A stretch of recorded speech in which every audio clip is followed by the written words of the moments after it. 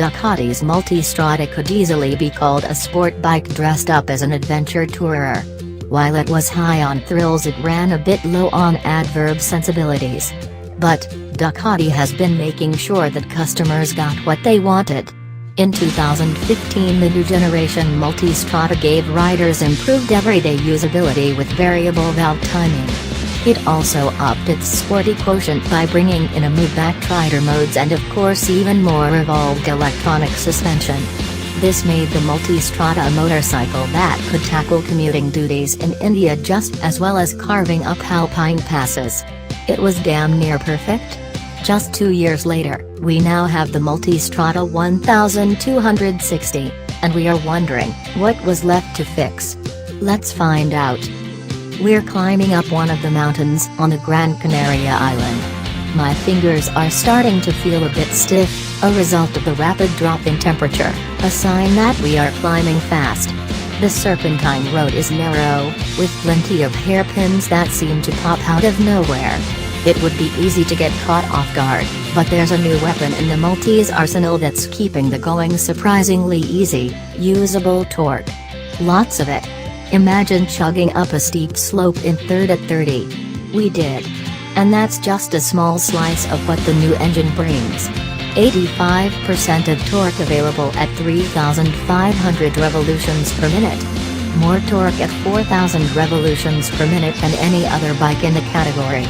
18% more torque at 5,500 revolutions per minute than the older Multistrada. These statements from Ducati should make clear what its priorities were. Usability.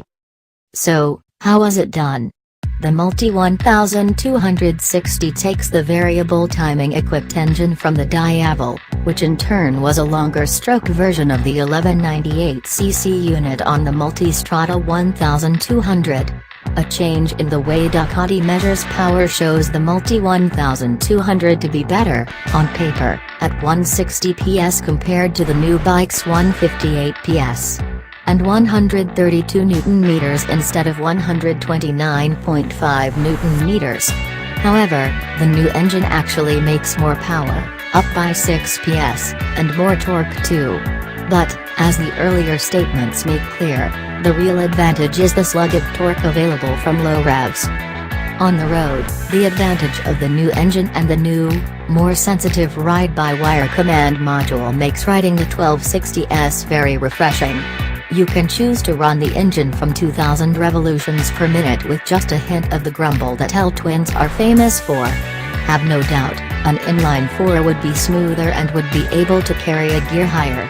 L-twins, on the other hand, are different beasts, known for the chugging, chattering and explosive nature.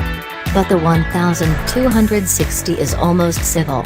Even as you go on and on again with the throttle around bends, the suddenness of the engine response has been toned down dramatically. The 1260S feels surprisingly refined, and is much quieter and smoother than the 1200. Choose to crack the throttle open and the engine's hunger for the next corner becomes all too obvious.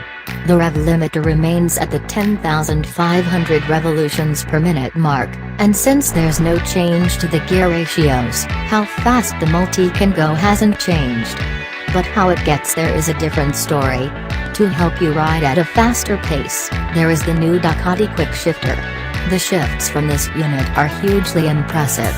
Smooth and largely fault-free irrespective of the speed or RPM, it's a unit that can make your right hand a bit lazy. Also, the EMU now interacts with the engine braking, so if you are leaned over, it will offer a more gentle intervention.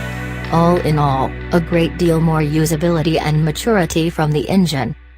Along with the Meteor motor, the chassis has been updated too. The Multi 1260 now uses a more relaxed 25-degree steering angle. And more trail. The wheelbase is longer, by 56 mm, but that's because the single-sided swing arm is 48 mm longer. You get the picture. Here too, the focus was on making the Multi more planted to ride at higher speeds or with a pillion and luggage on board. That should put a small dent in the Multi's sport bike-like handling, right? Finding the answer on the unbelievably scenic roads of Gran Canaria was easy enough. But we took our time. This is where the Multistrada's true change in DNA becomes apparent. It still has the appetite for curves. It tips in quickly, and feels a touch smoother when entering corners. For most riders, the Multistrada will still feel ridiculously sporty. It can tip from one side to another very quickly. So, there is a shift in attitude. Whereas the 1200S felt sport bike-like by default, now you have to put in more effort to get the Multi to act hurried. Also, understanding how the electronic suspension works takes some time. On the racetrack smooth roads of Gran Canaria, it was easy to brake deep into corners. However, the suspension seemed to adjust as you turned in, causing the bike to tip in more than expected. Also, you could feel the rear moving around and it took a bit of effort to keep the line clean. The Pirelli Scorpion Trail 2 tires provided superb grip to keep it all under check. Even in the hardest suspension setting in sport mode, the suspension felt a bit soft. Through the on-screen menus, the preload can be adjusted for the rear Sachs monoshock. However, the front Sachs Forks preload is only manually adjustable.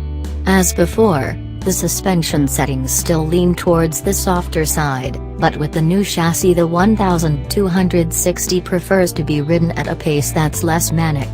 Clearly, the Multistrada has finally toned down the sport bike attitude to be a better tourer. This is sure to make it a more likable motorcycle for most riders, but we say that with a twinge of sadness. Lots of small things. In terms of design, the front side fairings are new. These have been redesigned, says Ducati, to smoothen out airflow around the pillion or top box. To clean up the look, there are shrouds for the evaporation canister and the coolant pump. There is also a filler panel under that runs just under the edge of the rider's seat to mask the gap when the seat is set to the high position. At the rear, the Multi uses a larger grab rail and has LED turn indicators. In terms of technology, the screen is new, it is brighter and richer. The menus also have a more visual theme and hence changing settings is much easier now. Scrolling through the menus feels quicker too. The wireless key system can now sense the key even if it is a few feet away and not just when you are on the bike. The wheels have a different design and are around 300 grams lighter too. The tire pressure monitoring system has also been updated and now relays a warning when the pressure varies by 25%. Also, the new Ducati app, available from April 2018, will allow riders to save setting changes on their phones, and the next time the phone is paired with their bike the settings will be automatically updated.